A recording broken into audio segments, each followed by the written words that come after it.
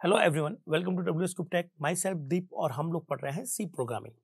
Friends, आज के इस वीडियो हम लोग बात करने वाले हैं स्विच केस, जो कि एक तरह का मल्टी ब्रांचिंग स्टेटमेंट होता है।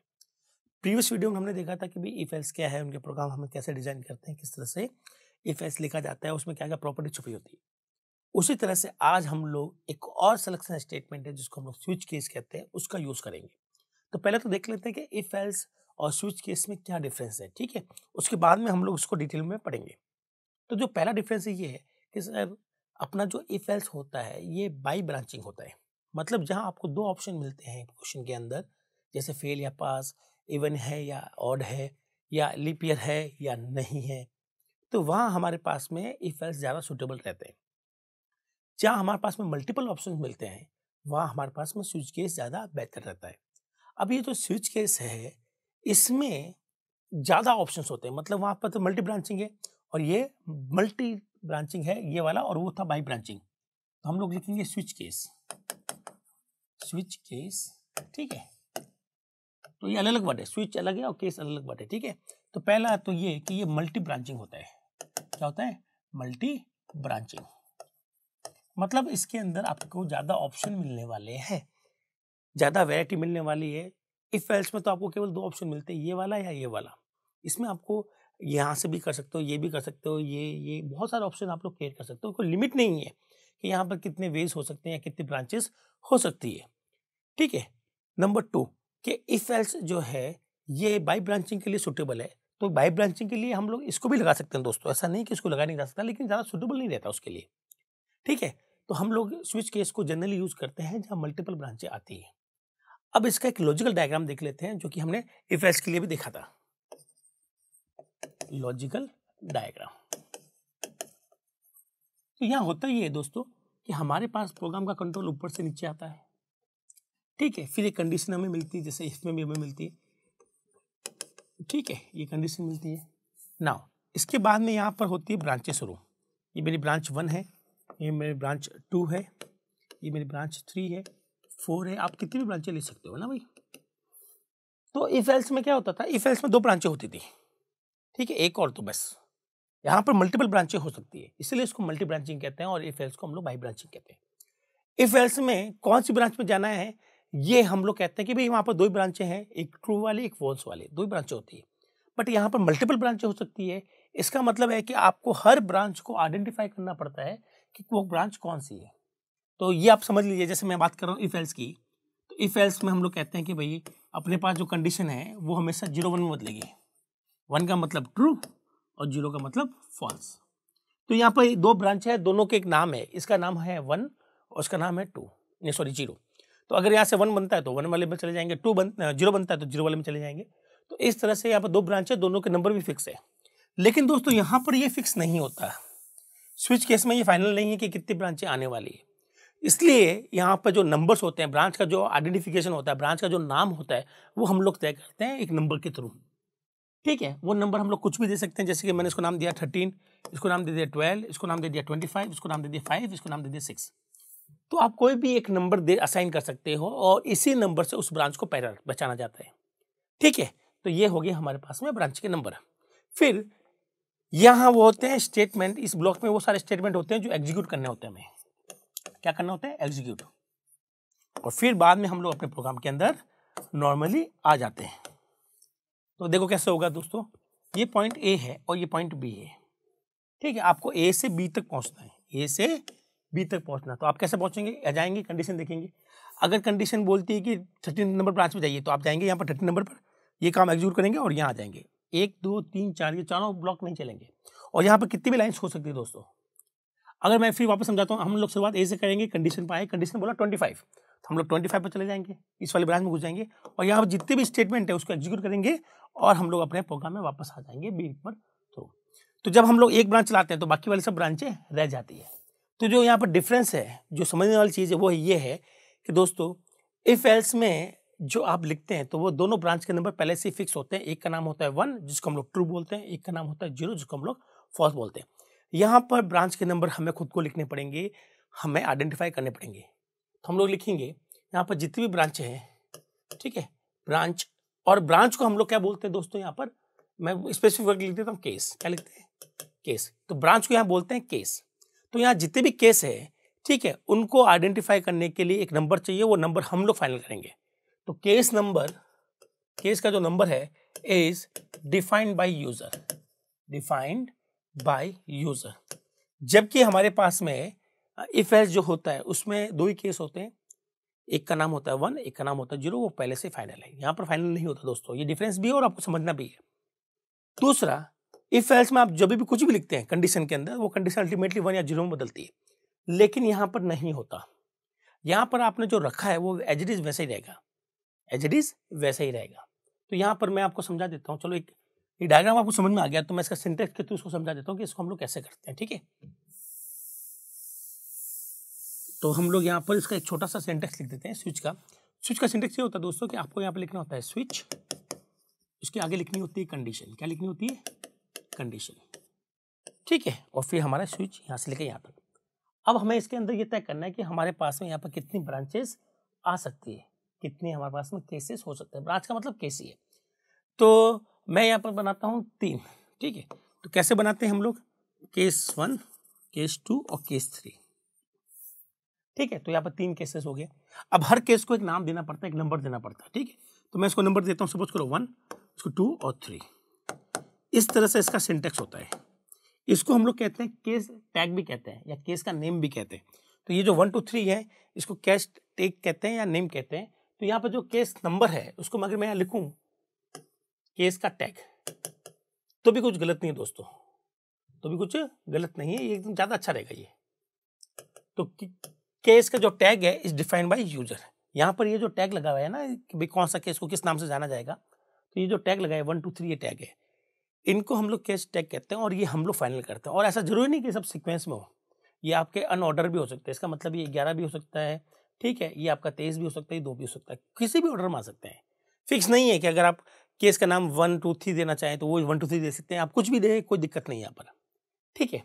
और आपको जो भी लाइन्स लिखनी है वो आप जो भी स्टेटमेंट लिखना चाहते हो आप यहाँ लिखेंगे, ठीक है, यहाँ लिखेंगे इस तरह से। जैसे कि मैं मान लो कि मैंने लिखा है प्रिंट एफ ए, ठीक है। फिर आप यहाँ पे लिख सकते हैं प्रिंट एफ, इस वाले केस में आप लिख सकते हैं प्रिंट एफ बी, और यहाँ लिख सकते हैं प्रिंट एफ सी।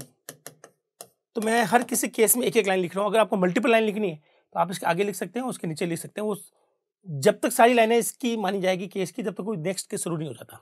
जैसे मैं यहाँ पे लिखता हूँ प्रिंट एफ एक्स, क्या लिखता हूँ? एक्स। तो ये दोनों जो लाइन्स है दोस्तों वो केस 11 की बन गई है। यहाँ आपको कर्ली ब्रेसेस यूज करने की जरूरत नहीं है। अगर आप करना चाहते हैं तो कोई एरर नहीं आएगी, आप कर्ली ब्रेसेस भी यूज कर सकते हैं, कोई दिक्कत नहीं, कोई एरर नहीं है। लेकिन आप इसकी रिक्वायरमेंट नहीं होती, चाहे एक लिखें चाहे मल्टीपल लिखें, आपको अभी भी रिक्वायरमेंट नहीं होती। इफ एल्स में हमें रिक्वायरमेंट होती है कि अगर हमारे पास मल्टीपल लाइन आती है तो हम लोग उसको ब्रैकेट्स में लिखते हैं, पर यहाँ ऐसा कोई रूल नहीं है। आप लिखें तो ठीक है, नहीं लिखे तो भी ठीक है केस के अंदर। तो ये एक एग्जाम्पल दिया मैंने छोटा सा, ठीक है। अब इसका कुछ प्रैक्टिकल करके देखते हैं। तो यहाँ मैंने लिखा ए, ठीक है, और ए को मैंने लिखा इंटीजर ए, ठीक है। जनरली हम लोग स्विच केस के अंदर इस तरह के वेरिएबल ही लिखते हैं, जनरली ऐसा फिक्स नहीं है। चलिए, फिर मैंने लिखा यहाँ पर दोस्तों 11। क्या लिखा मैंने? 11। तो सबसे पहले यहाँ पर ए की वैल्यू 11 रखेंगे। इफ एल्स क्या करता है 1 बना देता है ना, क्योंकि उसको बाद 1 या 0 बनाएगा, उसके बाद कोई और ब्रांच है नहीं। बट यहाँ पर मल्टीपल ब्रांचें हैं, मल्टीपल केसेस है, तो ये क्या करेगा 11 को कन्वर्ट नहीं करेगा 0 1 में। इसका मतलब यहाँ पर जो कंडीशन है दोस्तों, condition is not converted into 0 और 1। यहाँ पर जो भी कंडीशन हमने लिखी है, जो भी हमने वैल्यू लिखी है वो 0 1 में कन्वर्ट नहीं होगी, जबकि इफ एल्स के अंदर होती है। इसमें क्यों नहीं होती? क्योंकि दोस्तों अगर ये 0 1 में कन्वर्ट होना लग गई तो फिर तो अल्टीमेटली हमारे पास 2 ही केस आएंगे, एक 1 वाला एक 0 वाला। इसीलिए यहाँ पर जो भी लिखने वाले हैं वो एज इट इज रहता है। जैसे कि ए की मतलब क्या है 11, तो यहाँ पे 11 रखा जाएगा। अब यहाँ पर ये सर्च किया जाएगा कि 11 नाम का कोई केस है या नहीं है, कोई केस है या नहीं। अगर वो केस मिल गया तब तो हम लोग उसको रन कर लेंगे, और नहीं मिला तो उसको हम लोग बिल्कुल छोड़ देंगे। तो हमने जैसे सोच कर हमने क्या लिखा 11, तो हम लोग सीधा इस वाले केस पर जंप कर जाएंगे। हाँ, मान लो मैंने यहाँ पर ए की वैल्यू दी होती 2, कितनी दी होती 2, तो ए का मतलब 2, तो 2 का 2 ही रहता। फिर यहाँ पे ये सर्च करता है कि कौन सा केस है जिसका नंबर 2 है। आप कहते थे ये वाला, तो ये सीधा इस वाले केस पर जंप हो जाता, ठीक है। फिर आप लोग कहते हैं सर मान लेते ए की वैल्यू कितनी है 15 या 23, ए की वैल्यू 23 होती तो ये खुद ब खुद किस वाले केस पर चला जाता, 23 वाले केस पर चला जाता, इस वाले केस पर आ जाता।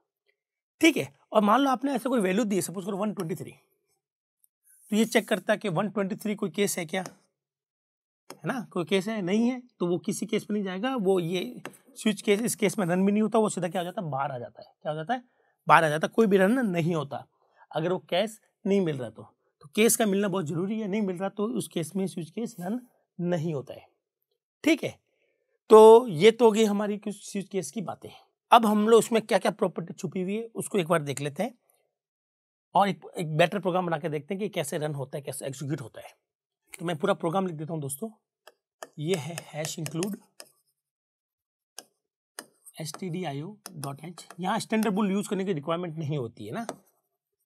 int main और ये रिटर्न 0। ठीक है, चलिए अब यहाँ पर हम लोग वेरिएबल बनाते हैं इंटीजर a। आप चाहे तो इसकी वैल्यू यहाँ पर फिक्स कर सकते हैं और चाहे तो यूजर से पूछ सकते हैं। ठीक है, हम लोग बाद में फाइनल करेंगे क्या करना है। फिर मैंने लिखा स्विच और इसके अंदर लिख दिया a। क्या लिख दिया, a। फिर हमने लगाना है ब्रैकेट और मैं यहाँ पर 3 केस बनाता हूँ, केस 1, केस 2 और केस 3। और हर किसी केस में हम लोग कितनी भी लाइन लिख सकते हैं, बट मैं एक एक लाइन लिखना चाहूंगा। Print of a, print of b और प्रिंट ऑफ c। ठीक है, चलिए ये तो हो गया हमारा। इसको एक बार रन करके देखते हैं। तो सबसे पहले एक की वैल्यू मैंने सपोज करा 1, क्या करी, 1 करी। ठीक है, या सबसे पहले मैं इसकी वैल्यू करता हूँ 10। ठीक है, इसे समझते हैं।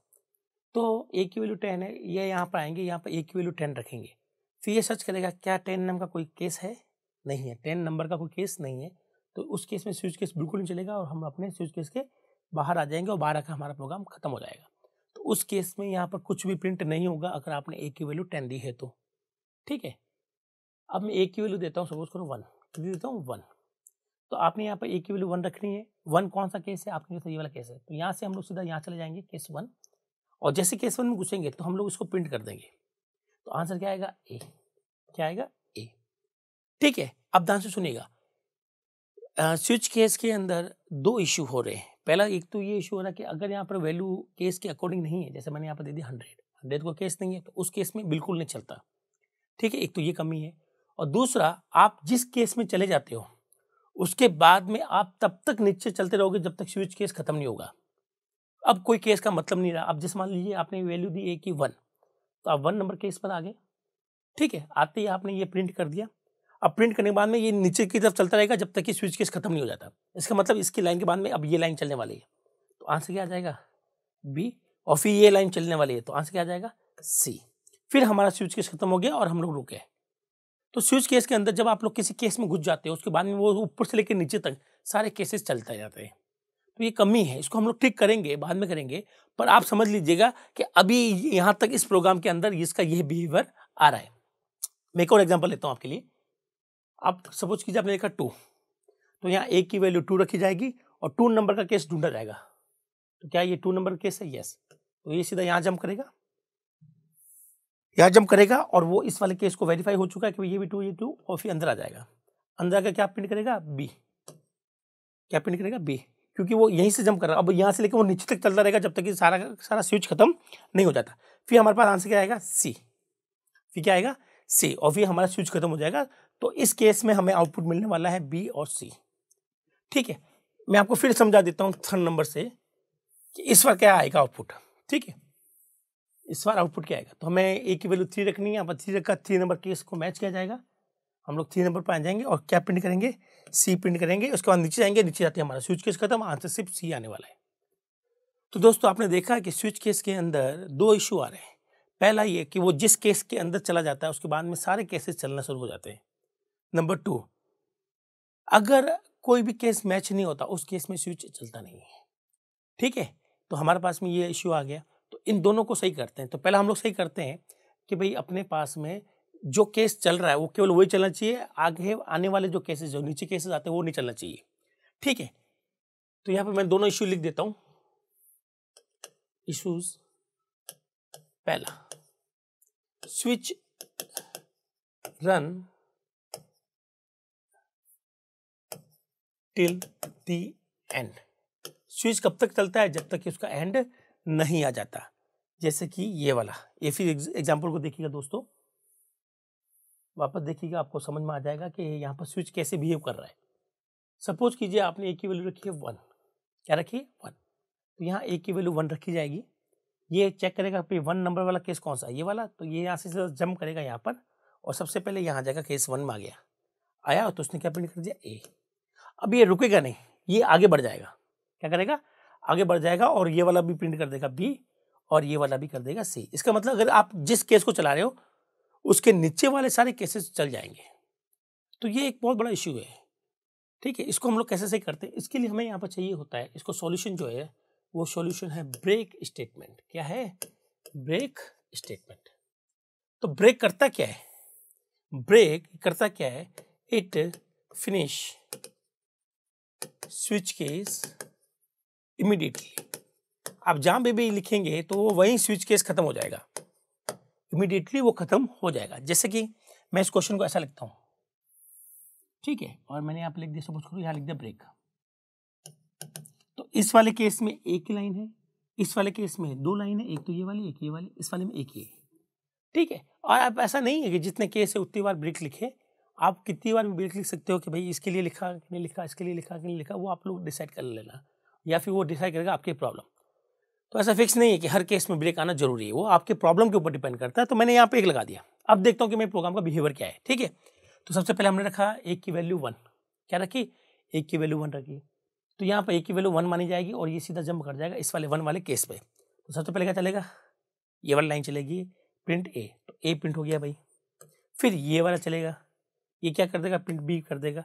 फिर ये लाइन चलेगी और जैसे ही ब्रेक चलता है तो आपका स्विच यहीं फिनिश हो जाएगा, आप सीधा क्या सीधा यहाँ स्विच के बाहर आ जाओगे। तो ब्रेक क्या करता है, स्विच को इमीडिएटली खत्म कर देता है, और जहां भी ब्रेक आता है उसके बाद में आगे वाले जो भी आने वाले केसेस है नीचे वाले, वो बिल्कुल नहीं चलते दोस्तों।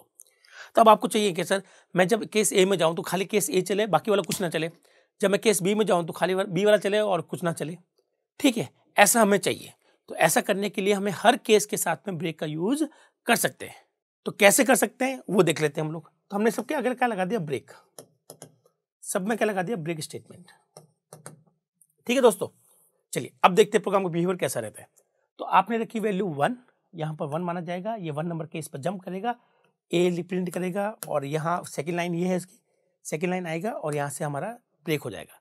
तो दोस्तों ये जो लाइन है ये इसके आगे भी लिख सकते हो और ये लाइन इसके नीचे भी लिख सकते हो, इस प्रिंट के नीचे, पर मेरे पास जगह नहीं तो मैंने आगे लिख दी है।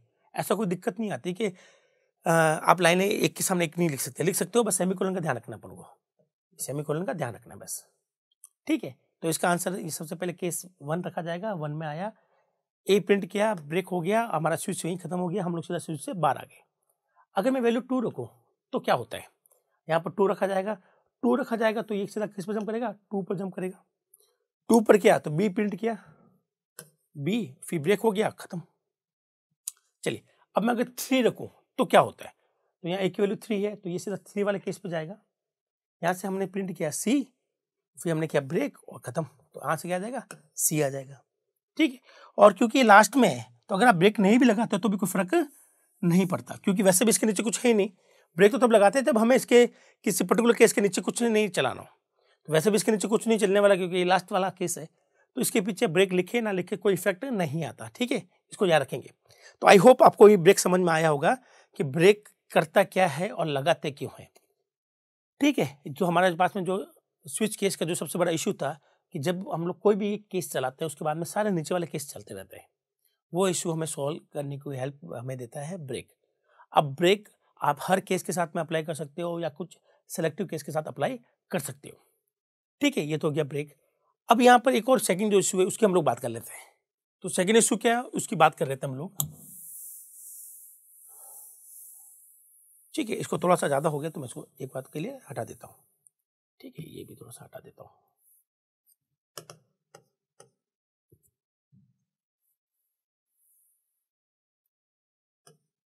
इंट, ये हो गया स्विच,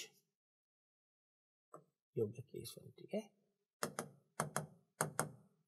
ठीक है, चलिए अब सेकंड जो इश्यू आता है, सेकंड इश्यू जो है वो ये है कि ये हमने लिखा है प्रिंट ए और हमने लिख दिया ब्रेक।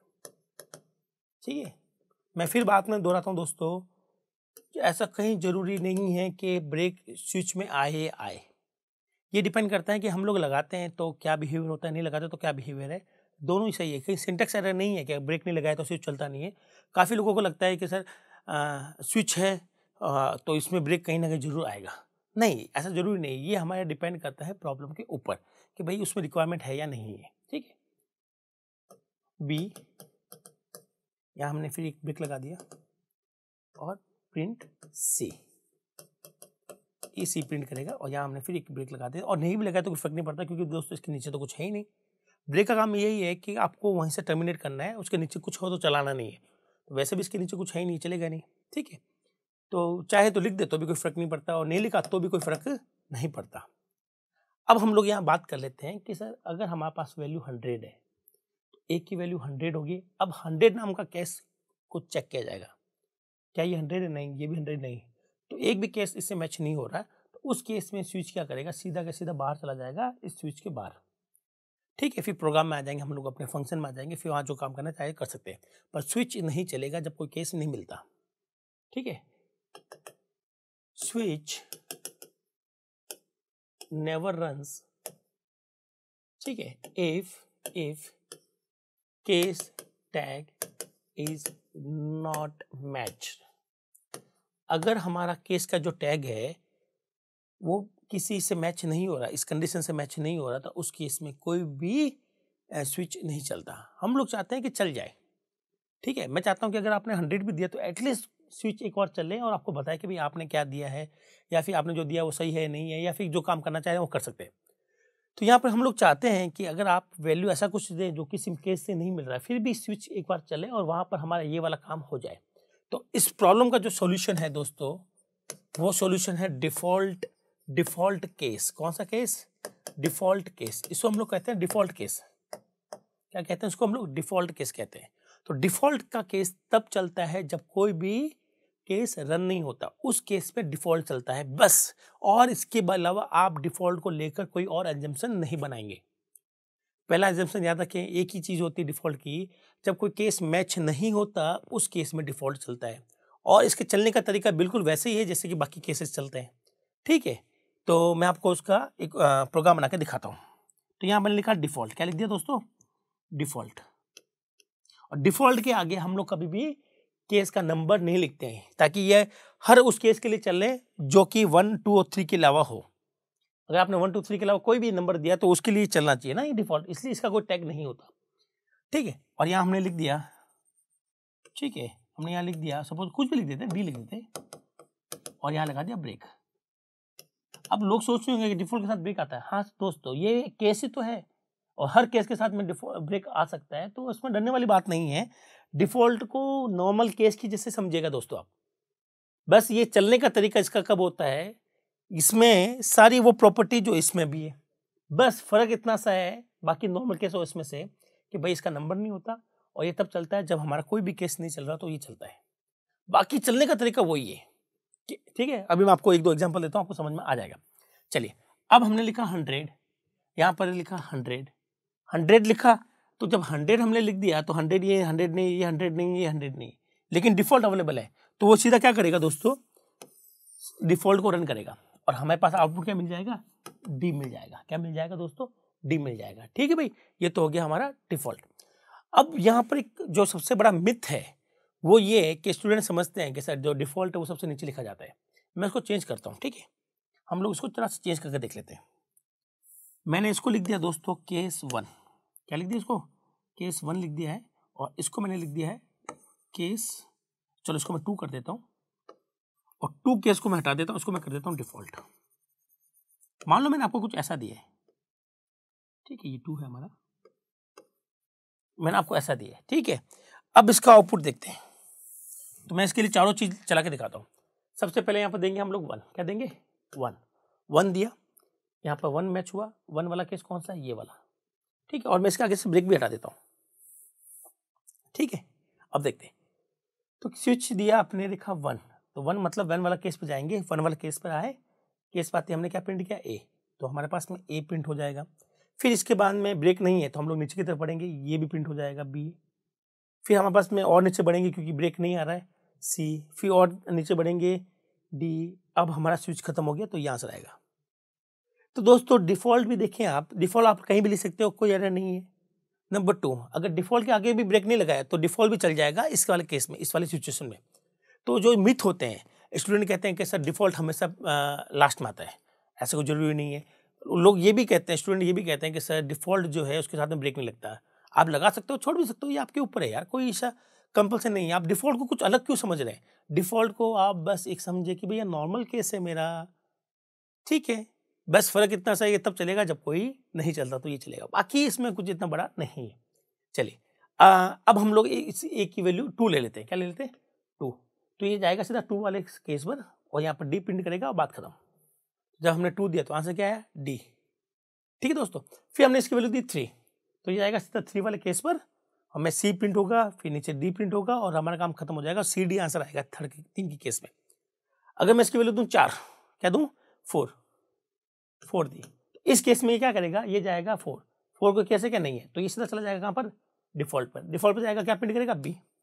अब इसकी आदत क्या है स्विच केस की, कि जिस केस में घुस गया उसके बाद में नीचे तक चलाना होता है इसको, तो फिर सी चलेगा, फिर डी चलेगा, आया ना?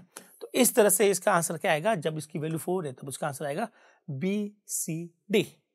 तो आई होप आपको समझ में आया होगा कि डिफॉल्ट जो है वो बाकी वाले केसेस के जैसे भी है, आप इसको कहीं भी लिख सकते हो, आप इसके पीछे ब्रेक लगा भी सकते हो, ब्रेक नहीं भी लगा सकते हो, ठीक है। तो यहाँ मैं ब्रेक चाहूँ तो लगा दूँ, चाहे तो सबके पीछे लगाऊँ, चाहे किसी 1-2 के पीछे लगाऊँ, इससे कोई फर्क नहीं पड़ता। तो आप जब प्रोग्राम बनाते हैं तो कुछ अजम्पशन ही हमारे प्रोग्राम को खराब कर देते हैं। वो अजम्पशन ये है कि डिफॉल्ट सबसे नीचे आता है, ये गलत बात है। दूसरा, डिफॉल्ट के पीछे ब्रेक आता है कि नहीं आता, इसको लेकर भी अगर मिथ है तो वो भी आप भूल जाइएगा। आप इस केस के पीछे भी लिख सकते हो, जैसे केस 1 है, इसके पीछे भी आप ब्रेक लिख सकते हो, छोड़ भी सकते हो। उसी तरह से आप डिफॉल्ट के पीछे भी लिख सकते हो, छोड़ भी सकते हो। और जितने भी केसेस है उनका सीक्वेंस में होना कोई जरूरी नहीं है दोस्तों। ऐसा नहीं कि हमारे पास केस 1 2 3 है तो पहले हम लोग सबसे पहले 1 वाला केस लिखेंगे, ऐसा कोई रूल नहीं है। आप नीचे लिख दीजिए 1 वाला, 2 वाला ऊपर लिख दीजिए, कोई कहीं भी लिख सकते हैं, डिफॉल्ट भी कहीं भी आ सकता है। तो इन चीज़ों का ध्यान रखेंगे तो आपके पास में एक बेटर स्विच का प्रोग्राम बन पाएगा, ठीक है। पर जनरली हम लोग क्या करते हैं, जितने भी केस लिखते हैं उसके पीछे ब्रेक जरूर लगाते हैं, ताकि हम लोग चाहें कि हम लोग जिस केस को चलाना चाहें केवल वही चले, बाकी वाले केस ना चले। अगर आपको बाकी वाले चलाना है तो आप ब्रेक हटा दीजिएगा, और बाकी वाले नहीं चलाना है तो हर किसी के पीछे ब्रेक लगा दीजिएगा। और जो सबसे नीचे लिखा जाता है उसके पीछे ब्रेक लिखने की रिक्वायरमेंट नहीं है। हाँ, अगर डिफॉल्ट सबसे पीछे लिखते हो तो उसके पीछे भी रिक्वायरमेंट नहीं है, और चाहे तो लिख दे तो कोई एरर नहीं होगी। तो ये तो हो गई हमारे 2 जो इश्यू आते हैं स्विच केस के अंदर, उसको हमने समझ लिया कि उनको कैसे समझा जा सकता है और कैसे दूर किया जा सकता है। अभी स्विच के बारे में थोड़ी सी और जानकारी बाकी है, चलिए वो भी देख लेते हैं, ठीक है। तो मैं एक बार सारा हटा देता हूँ यहाँ पर। अब हम लोग देखते हैं कि स्विच में और क्या जानकारी अवेलेबल है, चलिए देखते हैं। मैं पूरा प्रोग्राम ना बनाकर वेरिएबल से शुरुआत करता हूँ, ठीक है दोस्तों। चलिए, यहाँ मैंने लिखा स्विच, ठीक है, और यहाँ मैंने कंडीशन लिख दी, और चलिए अब आगे बढ़ते हैं। और यहाँ मैं लिखता हूँ केस, और यहाँ पर केस का नेम, ठीक है, केस 2.5 और केस ये, और एक लिख लेते हैं डिफॉल्ट।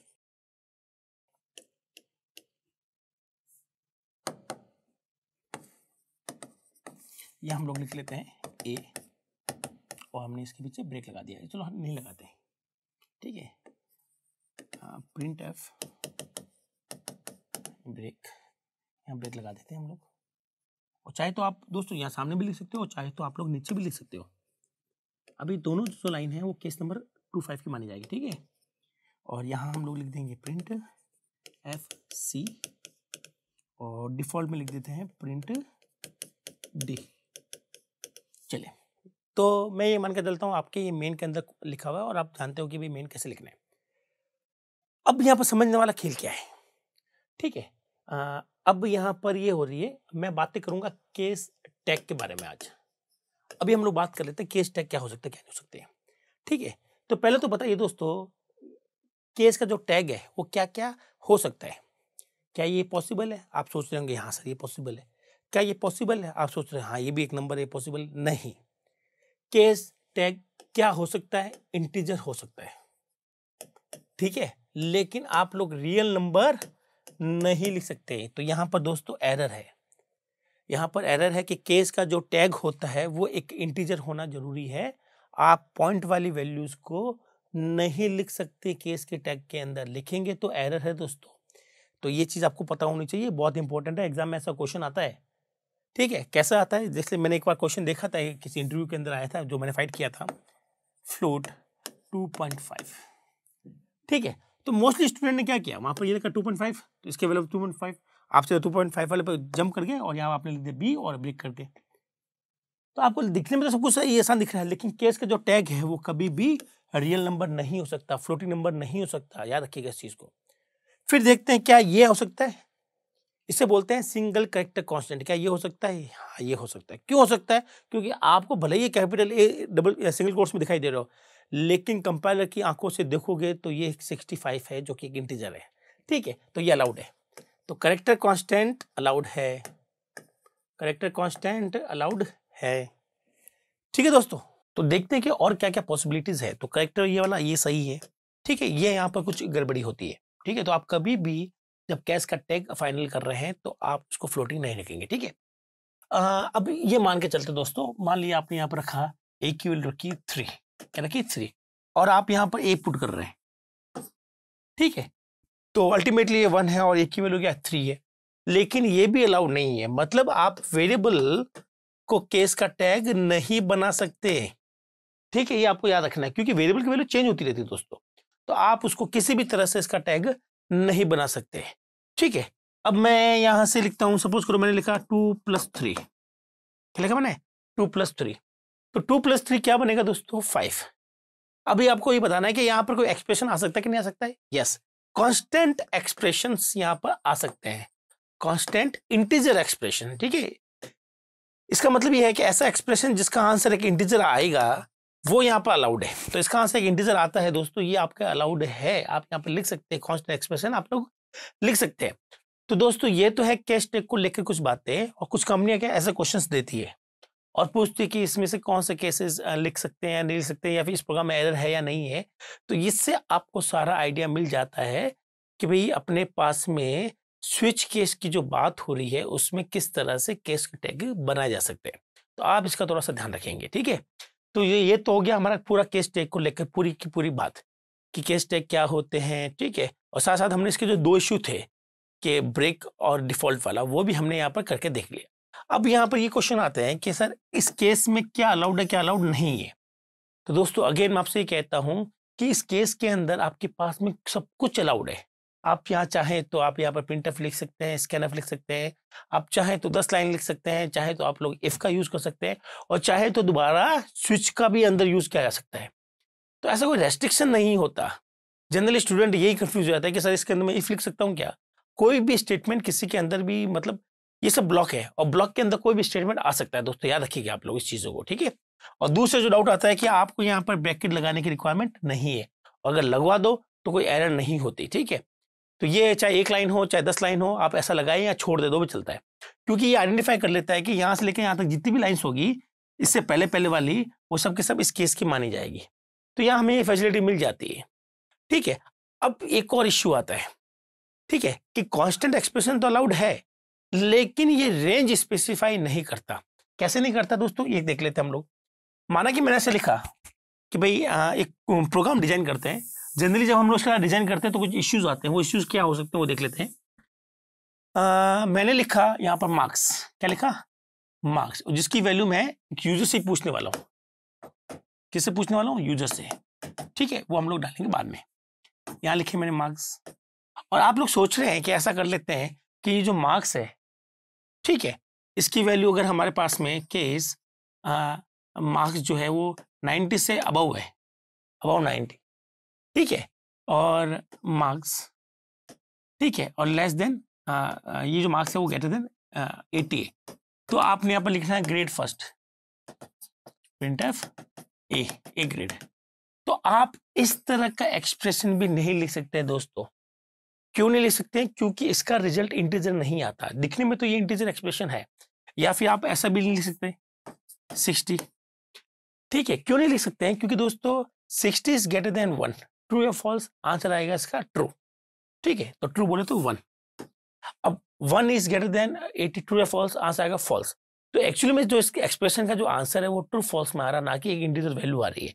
इसी वजह से यहाँ पर रेंज स्पेसिफाई नहीं कर सकते।